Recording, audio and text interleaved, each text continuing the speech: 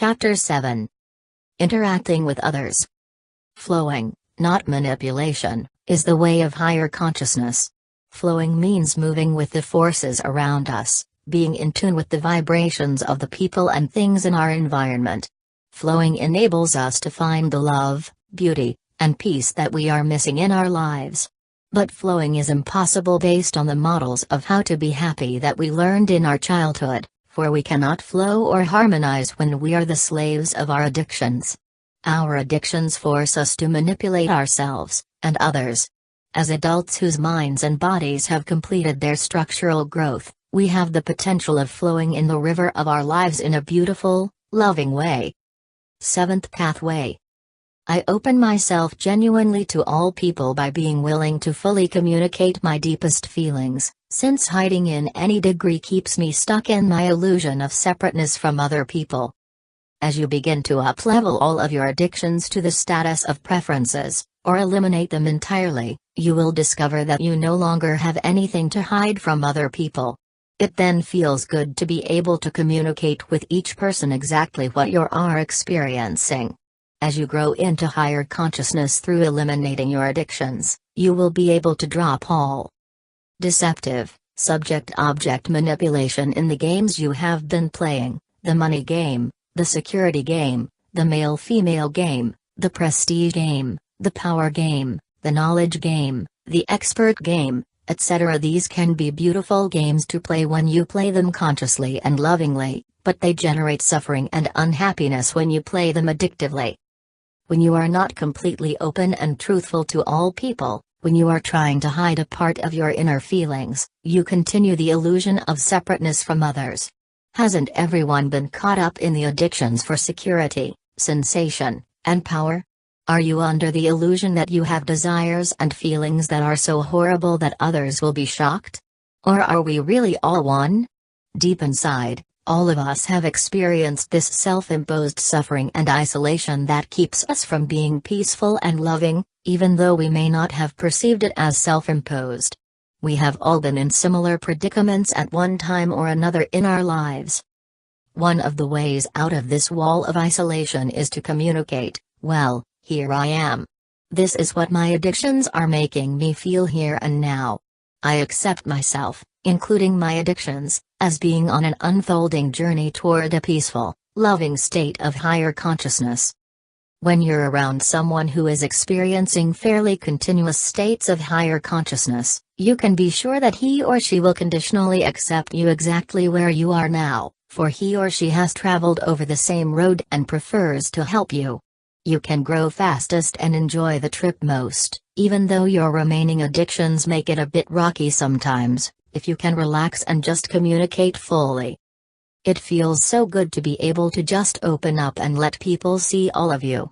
You'll be amazed at how quickly they can then cut through their drama and accept you without the phony masks and roles with which you previously identified. You have every right to feel exactly as you feel. If others are bothered, that's their problem. You're their teacher, giving them experiences they need to reprogram their addictions, just as they are your teacher enabling you to find your addictions. When you consistently use the pathways, you do not have to scream, viciously attack, or otherwise unduly threaten another person in order to communicate your deepest feelings. You don't need to lay judgments on people or prove them wrong. You just talk about your own consciousness. Instead of, "You are horrible and I don't want to ever see you again," you can say, "You've put me in touch with one of my addictions, and right now I feel so angry at you I don't want to be with you." When you just talk about your own consciousness, you give both yourself and the other person a better chance to work through the addictive programming that produces the illusion of separateness. The 9th pathway suggests that you give yourself a short period of time to work through the emotion caused by your addiction. But if you are at the beginning of your consciousness growth, you may find it more important to communicate quickly so that your relationships are always up front. Remember, hiding separates, openness unites. As you grow into higher consciousness, you will become aware of the many ways in which you have been involved in complex role-playing, with hidden shoulds and shouldnts that create complicated patterns of demanding and expectation. You can work effectively toward the us space when you genuinely and openly communicate your feelings and reveal the security, sensation, and power dance that you have been doing. You will find that you can usually cut through these ensnaring dramas by expressing your preferences clearly to yourself and others.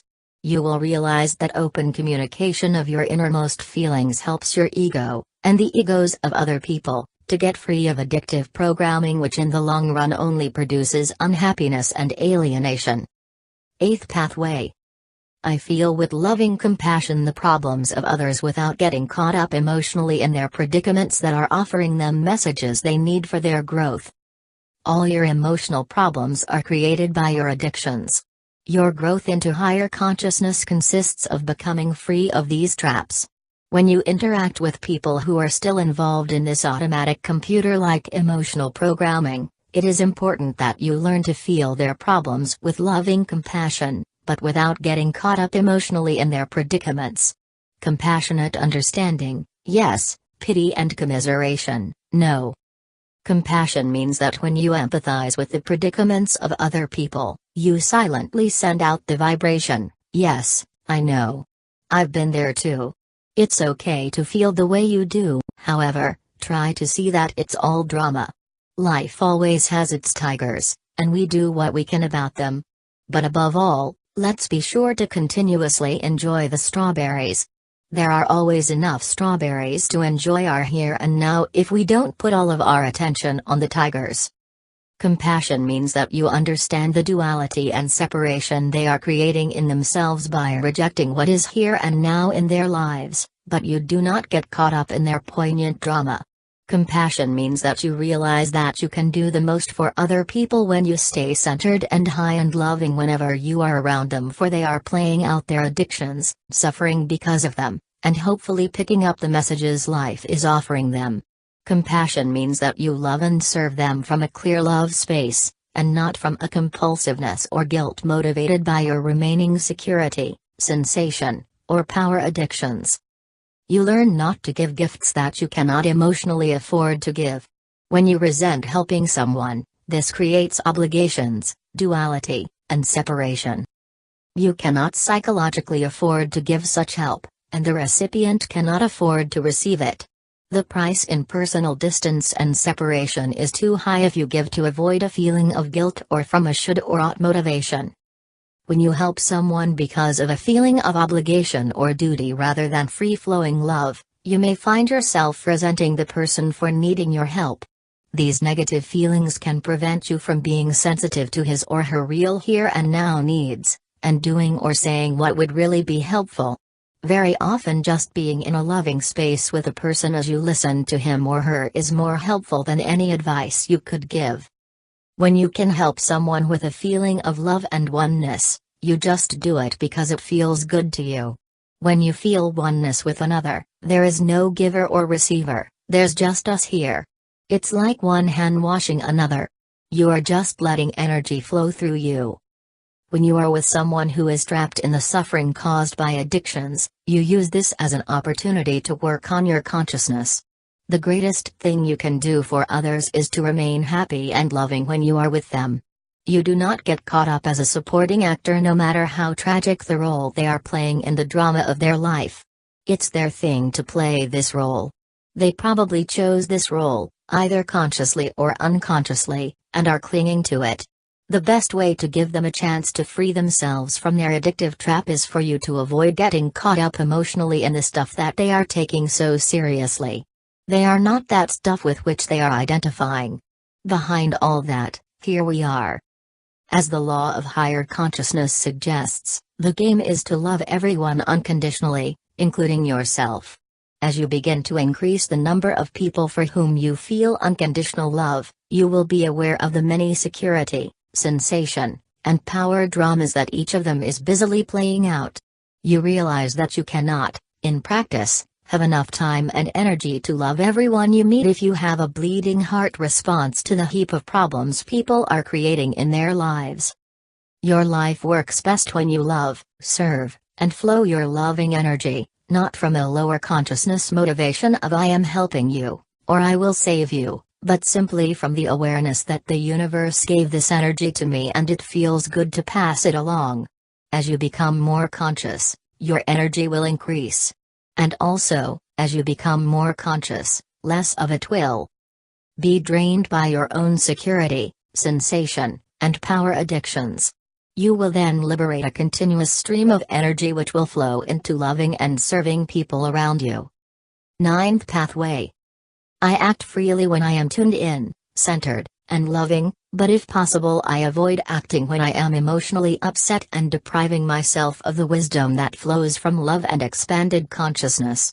When you are emotionally upset, you energize the addictive patterns of other people who are also caught in the lower levels of consciousness. They will mirror your uptightness, and will not be tuned in, perceptive, and able to fully understand what you are trying to tell them.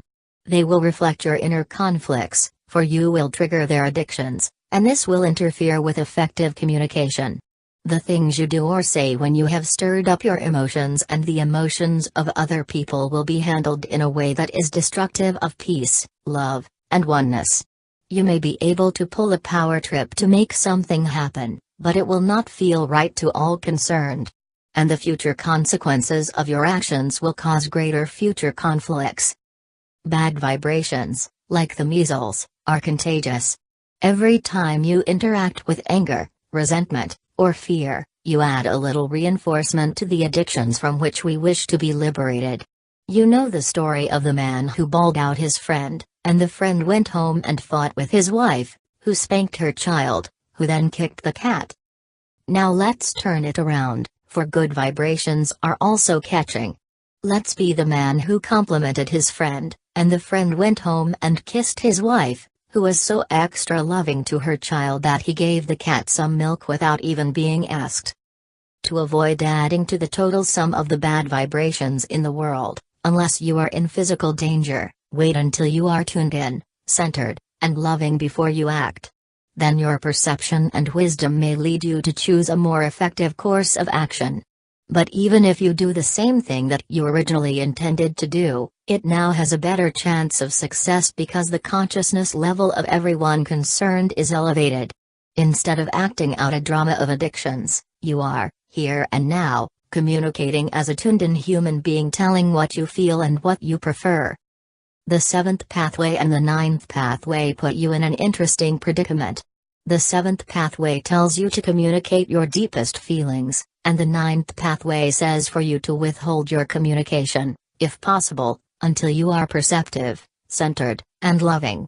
What this means is that you are always ready to be completely open and to communicate with people, but if you are caught in the grip of a disturbing emotion, you give yourself a little time to work on your addiction, rather than acting out the fight or flight feeling you have triggered. A part of your growth into higher consciousness will be associated with how perceptively you handle these two pathways. You can use the ninth pathway to hide, or you can use it to delay your responses to people long enough to give the other pathways an opportunity to rescue you from the negative emotions you have triggered. Always remember that you cannot put off for long your making an upfront communication of your deepest feelings if you wish to be conscious, perceptive, and loving. Unexpressed feelings act like a cancer in your brain that malignantly spreads, warping your perceptions and bringing you alienation and suffering. You thus learn to use the seventh and ninth pathways to create more and more aliveness and beauty in all of your relationships with other people.